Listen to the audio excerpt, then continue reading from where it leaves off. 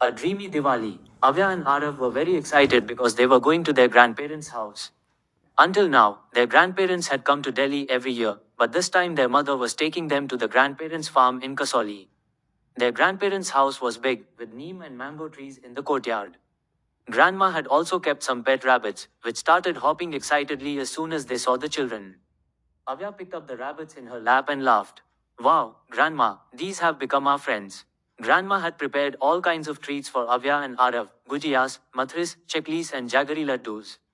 Arav, after eating one, said, Wow, gujiyas like these can't be found in Delhi. Everyone burst out laughing. At night, everyone sat together to decide how to decorate the house for Diwali. There would be rows of lamps in the courtyard, paper garlands hanging from the roof, and colorful lights on the trees.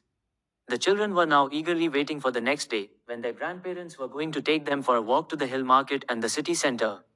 They noticed that the hilly town had developed a lot. There was a secondary school, an Anganwadi center, a skill development center, a mother-child welfare center, and a community center where children would come in the evenings. Avya said, Look, everything we read about in books is here. Arav nodded and said, These small hilly towns are now becoming just like metro cities. While crossing the community center, they saw many children had gathered there. Some came from the nearby colonies. When the children spotted Avya and Arav, they all said, Happy Diwali.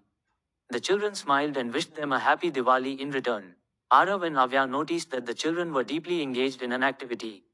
When they asked about it, they were told that the children were preparing for Diwali. Some children making stars out of cardboard boxes, some cutting garlands from colorful paper, and some making decorative wall hangings with colorful ribbons. Seeing this, Avya was amazed and said, Oh wow! They are making such beautiful decorations from waste materials. Arav nodded. This is even better than our activity class. Let's help them and learn while also teaching them what we know from our activity class. But Avya was hesitant. Will they let us? What if we don't do a good job and spoil their beautiful decorations? Come on, that won't happen. Also, we won't know until we ask, right? Arav went to a group of kids working nearby and asked them, Can we help you? The children smiled and said, Yes, come. It will be fun to work together. Arav washed old bottles, filled them with colors, and put candles inside. They became beautiful glass lamps. Avya made lanterns and flowers from colorful paper. A girl named Meera showed her how to make a decorative wheel from cardboard. The children turned old CDs into wall hangings and bottle caps into candle holders. They painted coconut shells to create unique, large lamps.